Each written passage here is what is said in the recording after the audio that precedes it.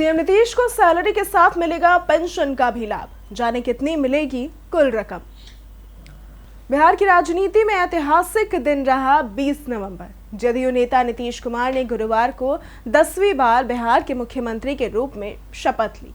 इससे पहले उन्होंने कई बार बिहार की बागडोर संभाली और राज्य में विकास की दिशा में कई पहल की।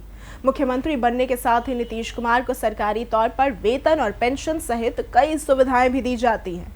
इस बार मुख्यमंत्री पद संभालने के बाद उनकी सैलरी और पेंशन के बारे में जानकारी लोगों के बीच चर्चा का विषय बनी हुई है। तो चलिए शुरू करते हैं आज का ये वीडियो। मुख्यमंत्री के रूप में नीतीश कुमार को हर महीने 2.5 लाख रुपए सैलरी दी जाएगी। ये वेतन केवल उनके व्यक्तिगत उपयोग के लिए नहीं, बल्कि इसमें उनके कार्यालय, आवास, सुरक्षा और विधायक से जुड़े अन्य खर्च भी शामिल हैं। इसका मतलब है कि उनके रहने और काम करने से जुड़े अधिकांश खर्च सरकार द्वारा ही वहन किए जाते हैं। वहीं उनके मंत्रियों को भी सरकारी सैलरी दी जाती है। मंत्रियों को 65,000 रुपए मासिक वेतन मिलेगा। इसके अलावा 70,000 रुपए का क्षेत्रीय भत्ता भी शामिल है, जो उनके कामकाज और क्षेत्रीय जिम्मेदारियों के लिए होता है। नीतीश कुमार की पेंशन की स्थिति भी काफी दिलचस्प है। मुख्यमंत्री बनने के बाद उन्हें 2 अलग अलग पेंशन मिलेंगी। इसका कारण ये है कि नीतीश कुमार ने पहले सांसद और फिर विधायक के रूप में भी काम किया है। उन्होंने 1989 से 2004 तक सांसद सदस्य के रूप में अपनी सेवाएं दी। सांसद पेंशन के नियमों के अनुसार यदि कोई व्यक्ति एक दिन भी सांसद रहा हो तो उसे पेंशन के रूप में 31,000 रुपए मिलते हैं। इसके अलावा 5 साल से अधिक के कार्यकाल वाले हर अतिरिक्त साल के लिए 2500 रुपए और मिलते हैं। तो इसी हिसाब से नीतीश कुमार की सांसद पेंशन 68,500 रुपए तय हुई है। इसमें महंगाई भत्ता यानी कि डीए शामिल नहीं है, जो जोड़ने पर यह राशि और अधिक बढ़ सकती है।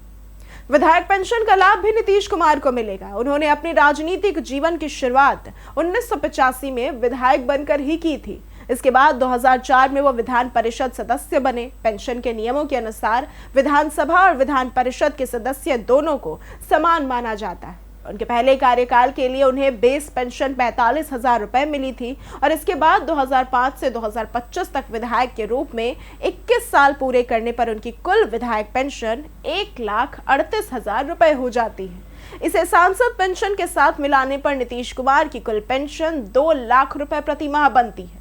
इस तरह से मुख्यमंत्री नीतीश कुमार को केवल वर्तमान पद की सैलरी ही नहीं, बल्कि अपने लंबे राजनीतिक जीवन की सेवाओं के लिए भी पेंशन के रूप में पर्याप्त लाभ मिलेगा। यह स्थिति दर्शाती है कि उन्होंने राज्य और केंद्र दोनों स्तरों पर अपनी सेवाओं के लिए कानूनी रूप से उचित अधिकार अर्जित किए। हालांकि कई लोगों की उम्मीद के विपरीत उन्हें 10 गुना पेंशन जैसी कोई सुविधा नहीं मिलेगी।